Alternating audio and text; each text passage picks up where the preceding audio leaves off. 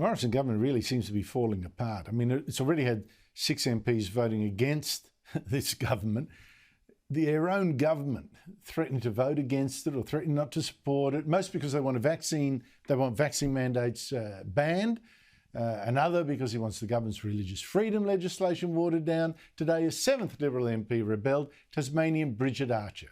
She voted against her own government again to support an independence bill for an integrity commission against corruption in federal politics.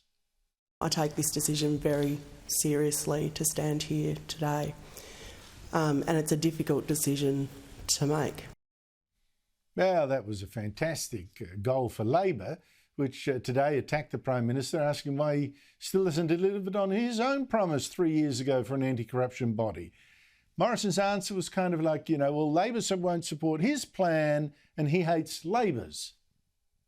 Our legislation is out there for you all to see, and it's there, Mr Speaker, and if the opposition wishes to support that legislation, then they should do so. Those opposite want to support the sort of show in New South Wales, Mr Speaker, which has seen the most shameful attacks on the former Premier of New South Wales, Gladys Berejiklian, Mr Speaker. What was done to Gladys Berejiklian, the people of New South Wales know, was an absolute disgrace. Joining me earlier was Sky News Political Editor Andrew Clennell.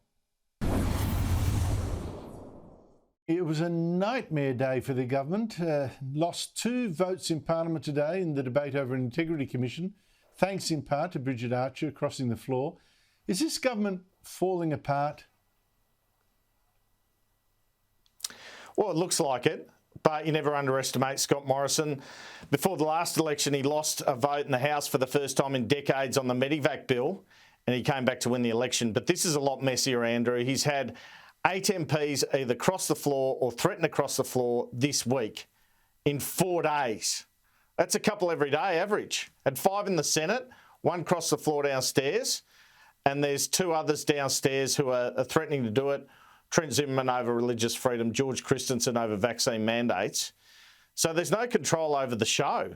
And I don't know what these backbenchers are thinking. Don't they want to win office? It is crazy stuff. I really wasn't expecting that this week. I now think next week becomes quite critical, the parliamentary sitting week. The plan from Morrison and Frydenberg was to have a budget in April and an election in May. If they can't get it together next week, you'd have to think they'd start thinking about a March election just to get it done, because they don't want chaos when Parliament comes back in February. So next week, they really need to hold it together. And if they wanted to do a bunch of budget measures or put some money in the kitty, like a budget, and go earlier to an election, they've got the mid-year economic forecast statement in mid-December, so they could use that if they wanted. Well, I thought that a May election you put in the calendar, but I agree with you. How can they take that risk when, look what happened this week, as you say, next week, oh my goodness, at this rate. Morrison, what is it that is causing this? Is it the fact that a lack of leadership on Morrison's part? Is it people feeling antsy about the polls? Is it just, a concatenation of policies that some politicians feel absolutely passionate about? What is causing this? Well, Andrew, I think it's a combination of all 3 things. I think it's also backbenchers wanting attention, let's face it, just before an election. But I don't think they're convinced by Scott Morrison's performance. He is very poll-driven, as we know. He's more in the centre than Conservative, and that annoys Conservatives. And I think in any other environment where there hadn't been a pandemic and that there was an election only 6 months away or even less, you might even be seeing a leadership spill. I don't think that will happen. I'm ruling that out. But essentially, you've got a lot of disquiet in government ranks, and it has to be a lack of leadership because there's no discipline there. There's no threats or there's no carrots or sticks being offered by Morrison to prevent these outbreaks, and they are outbreaks.